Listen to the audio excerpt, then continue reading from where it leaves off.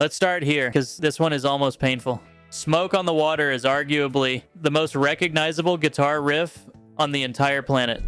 Every kid who's ever picked up a guitar has played it. Every single one. And Deep Purple, they've been playing it for over 50 years, and by their own admission, they've hated it for at least 45 of them.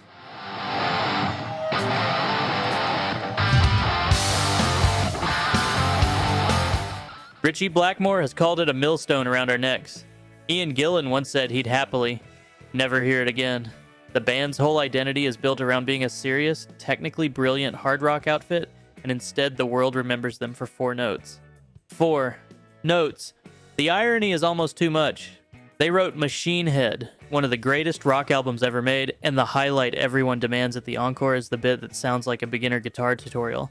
Even Deep Purple eventually have to admit, you simply cannot fight the riff.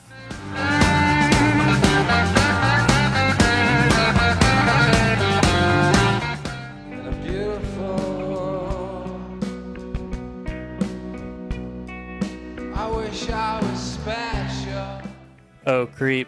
The song that launched 1,000 bedroom-dwelling teenagers into the universe and nearly destroyed Thom Yorke in the process. Radiohead famously refused to play it live for years. Yorke has called it awful, and a song he's genuinely embarrassed by. And honestly, you can completely understand why. Here's a band that went on to make OK Computer, Kid A, and Amnesiac, genuinely some of the most intellectually ambitious music in modern rock history, and the one thing everyone screams for at every single show is the song they wrote when they were 20 years old and feeling a bit mopey about a girl.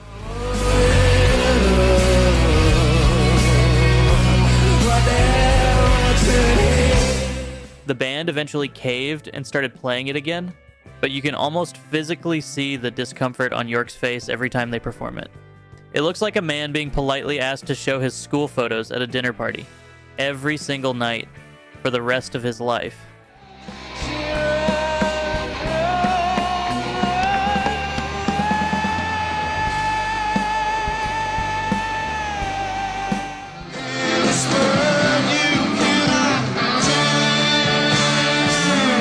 The thing about Freebird, it is genuinely, objectively, a brilliant song. 9 minutes of southern rock perfection with one of the greatest guitar solos in rock history. But ask anyone who's ever been to a Skynyrd show, and they'll tell you the crowd starts screaming "Free Bird" about 30 seconds into the set and doesn't stop until they finally hear it. The band has played it at every single show for over 50 years. Every single show.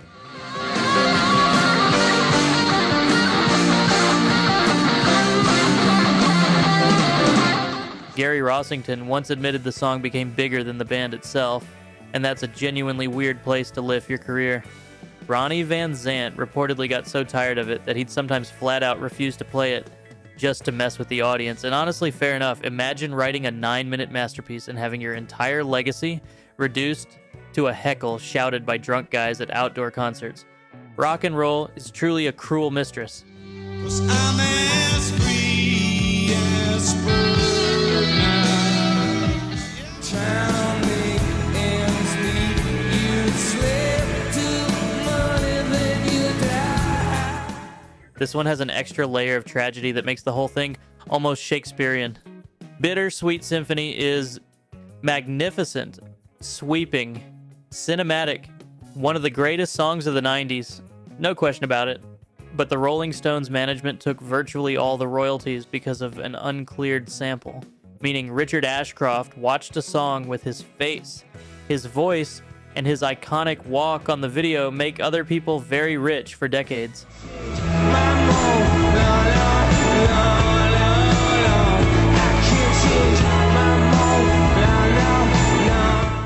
He called it the bitterest of pills. The song won awards, sold millions, became a permanent fixture of every 90s playlist ever assembled, and Ashcroft barely saw a penny for years. Jagger and Richards eventually handed the songwriting credits back in 2019, which was about 20 years too late, and, frankly, something of a miracle.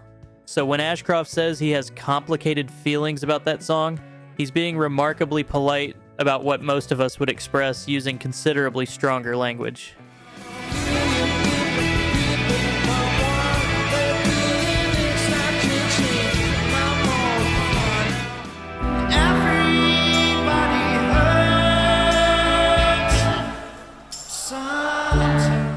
Michael Stipe has described Everybody Hurts as a millstone, and given how gentle and well-intentioned the song genuinely is, that's really saying something. R.E.M. were an art rock band with real depth and serious creative ambition, and their biggest mainstream hit turned out to be a slow, simple, heartfelt ballad that, by Stipe's own admission, was specifically written for struggling teenagers, which is lovely.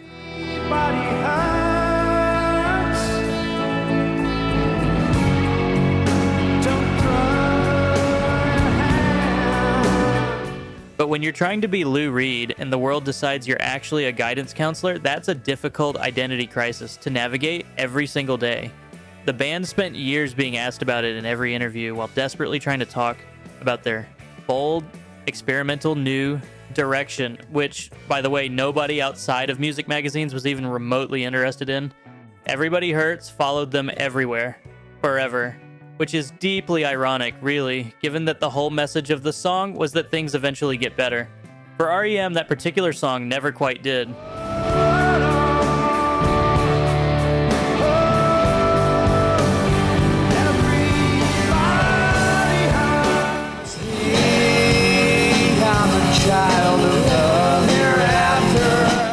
Grunge was always complicated when it came to mainstream success.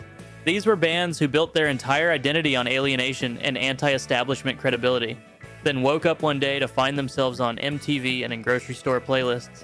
But Alice in Chains had a very specific problem with Wood, a song written as a raw, deeply personal tribute to their friend Andrew Wood, who died of a heroin overdose.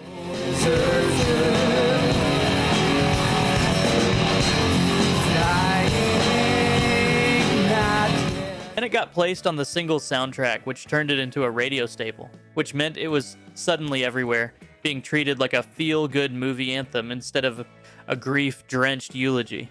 Lane Staley found the whole experience deeply uncomfortable. And honestly, who can possibly blame him? Watching a deeply personal song about loss get absorbed into mainstream pop culture machinery while your friend is still dead is, to put it very gently, not quite the artistic outcome anyone was hoping for.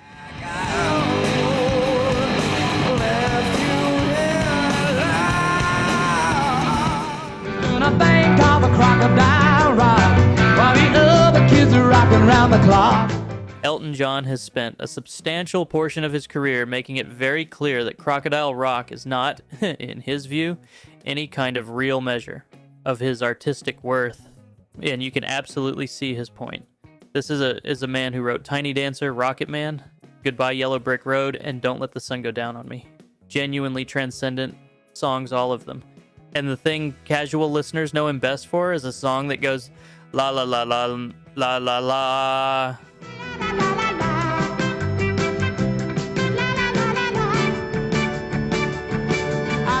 It's catchy, it's fun, it's practically a cartoon, and it has followed Elton absolutely everywhere he's gone. He's played it thousands of times while clearly wishing he was performing something carrying a little more emotional weight. There's a very particular kind of torture reserved for serious artists whose silliest, most throwaway work turns out to be what everybody loves the most. Elton has handled it with grace, but nobody is pretending he's genuinely happy about it.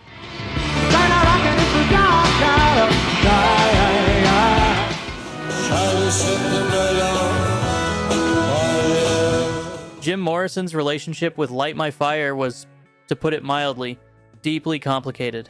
The song was written largely by Robbie Krieger, not Morrison, which already made it feel like borrowed glory. But when it hit number one and turned the Doors into mainstream pop stars overnight, that was the part that really got under Morrison's skin. He wanted to be a poet, a shaman, a radical voice for a generation. And instead he was the leather pants guy from the song they played at Sock Hops.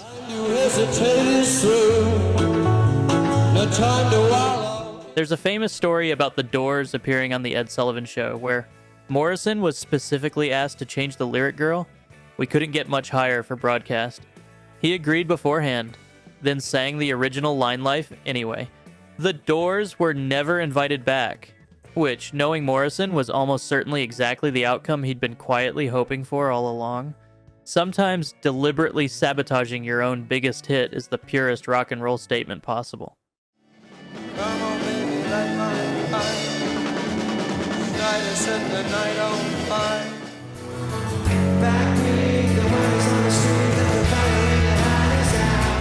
And now we arrive at the most gloriously, magnificently grumpy entry on this entire list: Noel Gallagher and Wonderwall. Noel has said repeatedly, loudly, in as many interviews as humanly possible, that he absolutely cannot stand it anymore. He's called it the most played song at every pub in England, which isn't even really an insult. It's just statistically accurate.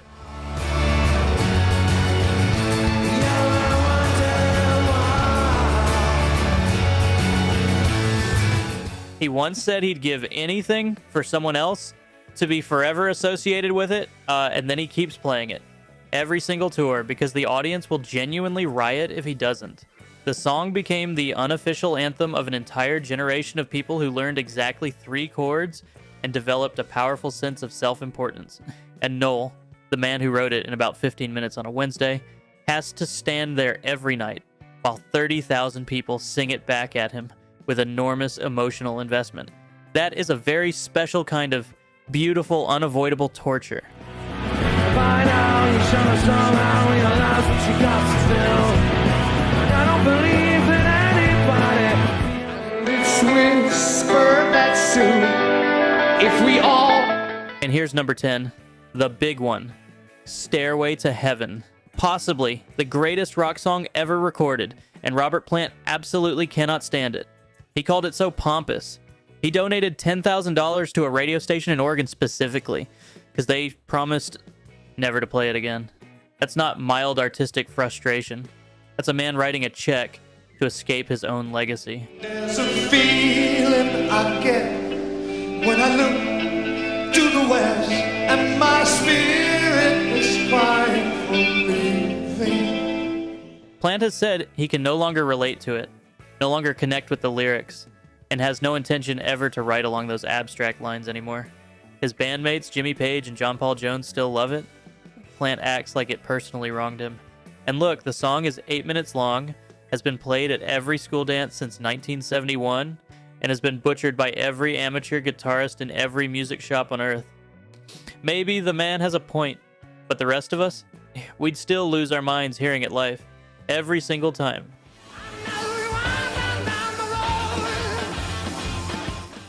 And there you have it. 10 bands who got everything they ever dreamed of and then spent years loudly complaining about it. But millions of people connected with them deeply and personally. So yeah, hate your biggest hit all you want. We are absolutely still going to request it every single time. Did I miss a band whose most famous song they secretly completely despise? Drop it in the comments. I read every single one. And if classic rock runs through your veins like it does mine, hit subscribe and let's keep this whole conversation going.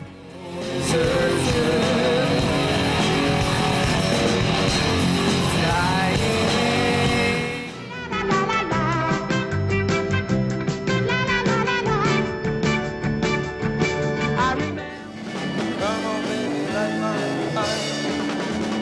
Try to set the night on